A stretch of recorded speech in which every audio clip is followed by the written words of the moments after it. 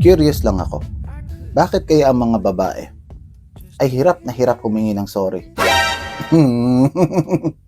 Dahil mataas ang pride ko. Baka ikamatay ko pag ako unang humingi ng tawad sa'yo. Dahil alam ko na mahal mo ako at sinanay mo ako na ikaw ang laging umaamo. Kaya maghihintay na lang ako. At kung alam ko naman na mali ako, huwag ka mag-alala, hihingi naman ako ng tawad sa iyo. Pero sa paraan na alam ko. Magpapaawa muna ako. Hindi pa ako kumakain. Hindi pa ako natutulog. Hindi pa ako naliligo. Gagamitin ko ang pagiging babae ko. Kakausapin kita ng malumanay na may halong paglambing. Kamusta ka na?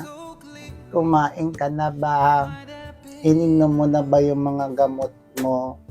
Mag-drive safe ka. Magkukwento ako ng kahit ano. Magmukha lang parang hindi tayo nagtalo. Pero alam mo ang totoo? Alam ko naman minsan may punto at tama ka. Pero kakalimutan ko muna ang accountability ko. Dahil ang priority ko, nasaktan mo ako emotionally. Dahil nasaktan mo ang emotion ko, magsasarado na ang tenga at ang utak ko sa mga paliwanag mo.